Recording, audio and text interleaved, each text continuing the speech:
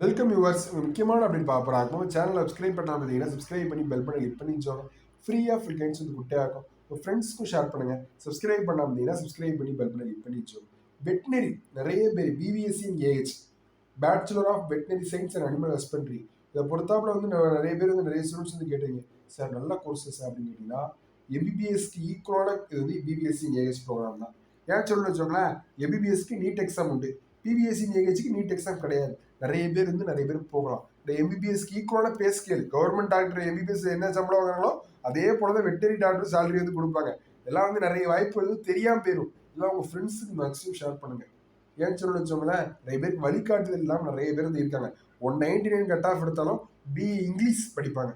உங்களுக்கு தப்பா ஒன்று சொல்லல, இந்த வாய்ப்புகள் தான் இருக்கு. ஆனால் அவங்களுக்கு ஒரு ஆசை இருக்கும், எம்பிபிஎஸ் வந்து கிடைக்கலையே ஒரு வாய்ப்பு இருக்கும். இந்த மாதிரி வாய்ப்பு எல்லாம் சொல்லுங்க, நிறைய பேருக்கு வந்து சொல்லுங்க. நிறைய பேர் வந்து லாஸ்ட் ஒரு 5 இயர்ஸ் நம்மளுமே பார்க்கோம். அப்ளிகேஷன் கவுன்சிலிங் முடிச்சதுக்கப்புறம் நம்மகிட்ட வந்து பேசுவாங்க. பேசி சார் இது ட்ரை பண்ணலாமா அப்படிலாம் நிறைய பேர் இருக்காங்க. அதனால நான் கண்டிப்பாக வச்சு ஷேர் பண்ணுங்க. நம்ம லாஸ்ட் ஒரு 5 இயர்ஸாகவே ஃப்ரீயாக ஃபுல் கைட்ஸ் நம்ம கொடுப்போம். இந்த இயர்மே கண்டிப்பாக வந்து கொடுப்போம். சப்ஸ்கிரைப் பண்ணி பெல் பண்ணி கிளிக் பண்ணி வச்சு bachelor of veterinary science animal ஹஸ்பண்ட்ரிக்கு பொறுத்தாப்புல வந்து உங்களுக்கு வந்து என்ன அப்படின்னா டேனுவாஸ் அப்படின்னு சொல்லுவாங்க.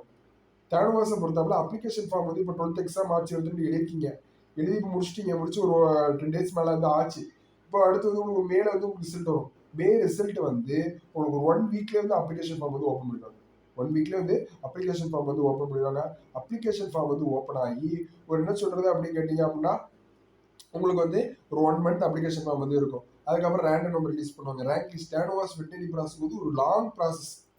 ஏன்னா வந்து சீட் வந்து ஒரு மற்ற இன்ஜினியரிங் மாதிரி ஒரு 1.5 லட்சம் சீட்ஸ் இல்லை, சீட் குறிப்பிட்டு தான் இருக்குது. அப்போ குறிப்பிட்ட நிறைய இந்த வாட்டி சீட் இன்க்ரீஸ் பண்ணுறா சொல்லிக்கலாம். அதுவே வந்து வாய்ப்பு நிறைய இருக்குது. யூனிவர்சிட்டி தரப்புல இருந்து நம்ம யூனிவர்சிட்டியில் வந்து ஃபுல் சப்போர்ட் வந்து கேட்டு உங்களுக்கு வந்து அதெல்லாம் அப்டேட் வந்து கொடுத்துருவோம்.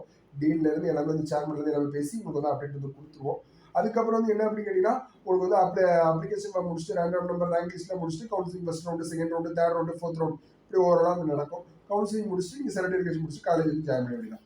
அடுத்து பொறுத்தவரை வந்து உங்களுக்கு பிஎஸ்சி அக்ரிகல்ச்சர் ஃபுல்லாகவே வந்து உங்களுக்கு வந்து ஃபுல்லாகவே பிஎஸ்சி அக்ரிகல்ச்சருக்கு அடுத்து தான் உங்களுக்கு பிபிசி நிகழ்ச்சி அப்படி கவுன்சிலிங் வந்து நடக்கும். சரி, எல்லா அப்டேட்ஸுமே பார்ப்போம். சரி, தேங்க் ஃப்ரெண்ட்ஸ்.